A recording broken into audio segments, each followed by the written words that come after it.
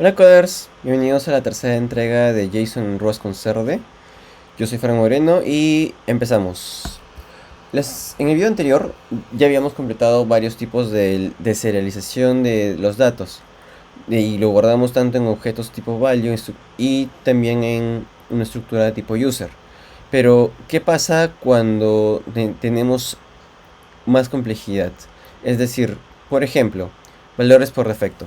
Yo quiero que el user pueda tener un género. Entonces tendríamos que tener un género. Y este podría ser bool si es verdadero, que sea masculino, si es falso, femenino o viceversa. Sin embargo, lo que se suele hacer recientemente es dar la opción de permitir que no defina. Simplemente no quiero definirlo. Entonces yo necesitaría un enum en que sea tipo género y que tenga como posibilidades el masculino, masculine, el femenino, feminine, y el unknown.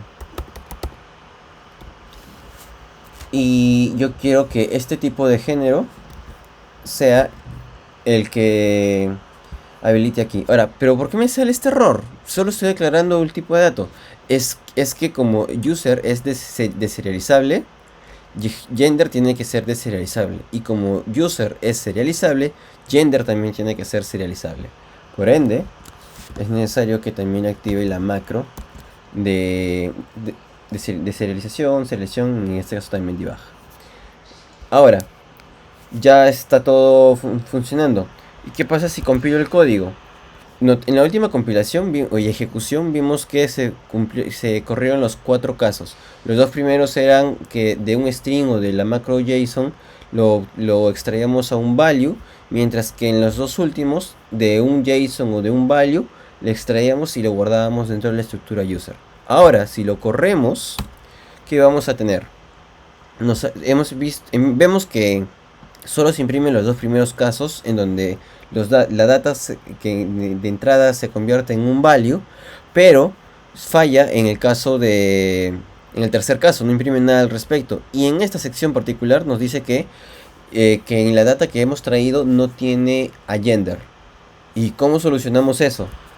Pues podemos ir a cada una de las funciones y agregar gender. Pero ¿cuál es el problema con esto? Muchas veces introducimos características en momentos póstumos a un release en producción, o simplemente queremos que ciertos campos sean opcionales, y si son opcionales tienen que tener un valor por defecto. Entonces, ¿qué podemos hacer ante estos casos? Pues simple, venimos por aquí y le decimos gender. Tú vas a tener un valor por defecto, pero para tener un valor por defecto yo necesito conocer de dónde voy a extraer ese valor por defecto. Entonces vamos a crear una función, que en este caso lo voy a envolver dentro de un implementation, y vamos a llamarle default. Esta función o método default va a devolver un gender. Puedo poner gender, pero también puedo poner self como buena práctica y notar que es un self con S mayúscula. Cuando es S mayúscula hace referencia a la estructura, no al objeto o referencia en memoria. Ahora, ¿qué debemos de retornar? Self, 4 puntos. Puedo poner gender, pero es mejor poner self. Y que sean no. Y en este punto, ¿por qué pongo self? ¿Por qué conviene self y no gender? Por un simple hecho. Si yo mañana pongo, imagínense que acá adentro tengo unas 20 funciones. Y si mañana se me ocurre poner gender X aquí, todo empezaría a fallar porque no reconocería gender. Acá no reconocería gender. Tendría que cambiarlo por todos lados. Entonces es más práctico cuando yo dejo que esto sea self y simplemente vengo aquí y cambio a gender X y ya se eliminan los problemas. Voy a regresarlo a gender porque el objetivo es que esté bien nombrado. Y acá me sale una alerta de que no está siendo usado. ¿Cómo lo uso? Vengo a esta línea y añado una macro que está dentro del paquete CRD. Y le digo que su valor por defecto lo obtenga de la función gender 4 puntos default. Y ahora sí, cuando yo corra este código que vimos que solo ejecutaba los dos primeros, ahora me va a ejecutar los 4 casos. Eso es básicamente lo que hay que saber sobre los tipos de datos por defecto. Pero notar de que esos tipos de datos siempre tienen datos. ¿Y qué pasaría si yo quisiera registrarme como una persona que no quiere decirlo? En este caso, en este caso estamos teniendo datos que sí o sí van a estar llenos. Pero ¿qué pasaría si un dato del JSON fuera nulo y según JSON sí podría ser nulo si estuviéramos trabajando en JavaScript? ¿Qué tenemos? Existe un tipo de dato que se llama option. Y para este ejemplo vamos a añadir una variable que se llama address, o sea, la dirección de la casa. Vamos a poner address.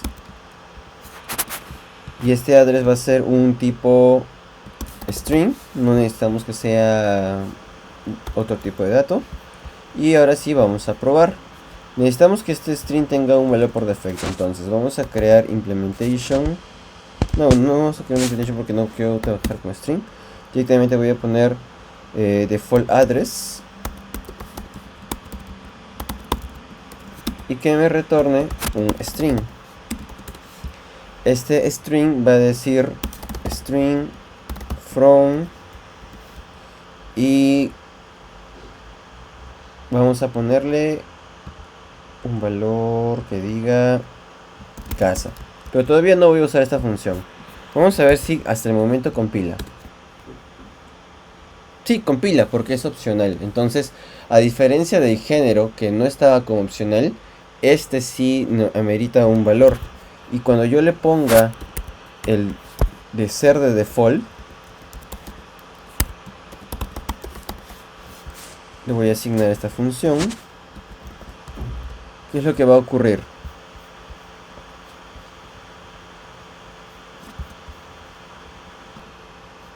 Vemos que de serialize se puso en rojo. Entonces, cuando le pongo option, cuando le pongo default, el serialize se altera. Si le quito, el serialize deja de ponerse o deja de indicar un error. Entonces, cuando tenemos casos opcionales, ¿qué quiere decir? No vamos a tener la necesidad de darle un valor por defecto porque lo podemos dejar vacío. Y básicamente eso es todo. Tenemos, cuando leamos JSONs, podemos tener campos obligatorios, campos que no son obligatorios pero van a tener un valor por defecto, y campos opcionales que no necesitan un valor por defecto. Todo va a depender de esta decisión. Si esta línea de aquí permite de que gender tenga un valor por defecto cuando no viene data, y este de aquí permite que su valor por defecto sea nulo, que para términos de ROS lo trata como un none.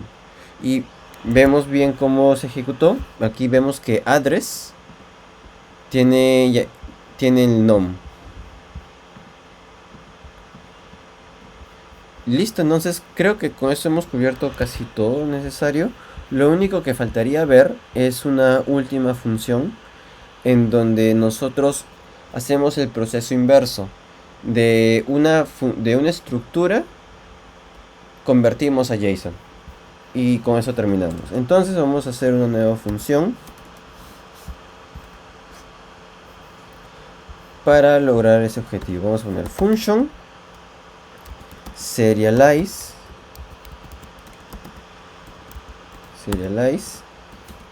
y esto va a retornar un ser de JSON result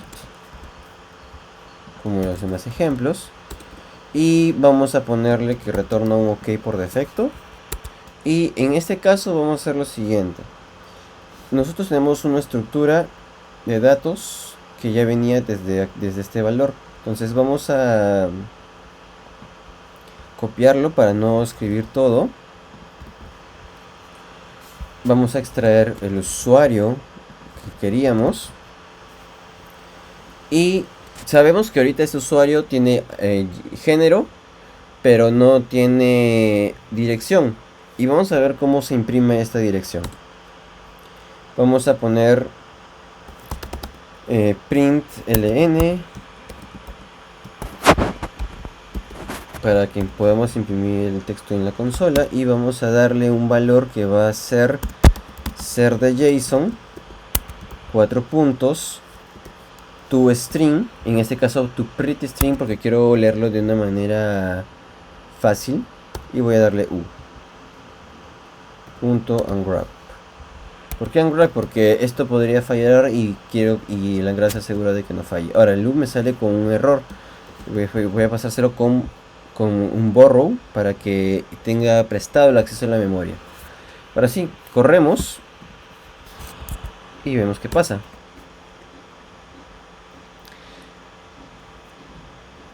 Vemos que el type 1, 2, 3, 4, perdón, no pasa nada porque no hemos llamado a la función. Vamos a llamarla desde el main y vamos a unwrap.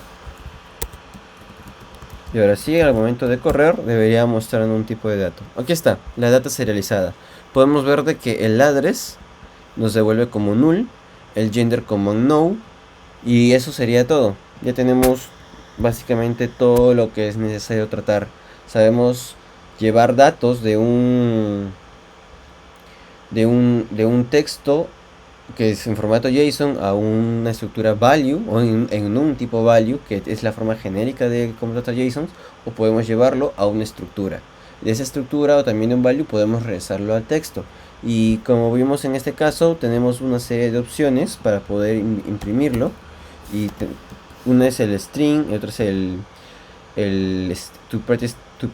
string pretty, o sea que se vea formateado de manera legible. Tenemos para convertirlo a value, hay vector si es que lo que internamente hay es un array, etc. Ahora, lo que he mostrado en esta serie de videos es una introducción. Hay unas cuantas cosas más, pero no voy a abordarlo. Sin embargo, voy a mostrarles dónde leerlo. Y aquí está la página de cerde.rs, y pueden ver acá en la descripción. Como paréntesis, JSON no es el único formato. Existen toda una serie de formatos que Cerde soporta, y existen muchos más por la comunidad. Estos son los que Cerde soporta por defecto porque el equipo de Cerde lo ha construido así. Y acá, bueno, está un ejemplo parecido de JSON que les dije, pero el mío es un poco más complejo. Y vamos a ver, por ejemplo, hay para trabajar estructuras y enums. Y cada una de estas estructuras enums lo maneja de manera diferente. Por ejemplo, acá tenemos una estructura E, un enum E, cuyos valores son diferentes. W se comporta como una estructura. X se comporta como una tupla de dos valores. Y se comporta como un único valor. Y Z no tiene valor. Entonces, ¿cómo es que Rust llega a diferenciar entre estos al momento de leerlo de un JSON o al momento de convertirlo a JSON? Pues el comportamiento esperado sería que W devuelva otro objeto que tenga como key A y B, y que a su vez X se comporte como una tupla, se comporte como un array, y que este valor único se comporte como un único valor, y que el Z se comporte como un string. No lo voy a implementar, ya se los dejo a ustedes, pero quiero mencionarlos. Y así como existe esto, existe toda una serie de casos para diferentes tipos de datos que son básicamente, esta es la idea base. De esto se deriva el resto, pero de todas maneras léanlo, les puede servir. Y particularmente si trabajan más seguido con Rust, permítanme recomendarle el formato ROM. ROM es un formato que, así como JSON nació de JavaScript, ROM nace de Rust, para hacerlo lo más compatible posible con la sintaxis de Rust. Y aquí podemos ver un ejemplo. Por ejemplo, acá tenemos una data que está en formato ROM. Se parece como uno define una... Si han trabajado con Dart, se aparece un constructor de NAR con naming parameters. Y esa sería la versión de JSON. Y bueno, aquí encontramos una serie de respuestas de por qué ROM y cuáles son sus ventajas. Es mucho más fácil de escribir una estructura de datos en ROM para que Rust lo lea que de JSON. Es mucho más legible y mucho más amigable y respeta los conceptos de Rust. Y resuelve ciertos problemas que JSON deja al aire y que uno tiene que jugar manualmente para tratar de que la estructura sea legible. Y no digo que sea de JSON en Rust, sino es de JSON en general en cualquier lenguaje. Así que se los dejo como tarea. Estudienlo, revísenlo. Y nos estamos viendo en la próxima, en un video ya sea de C, C++, Dart, Go o lo que sea. Nos vemos.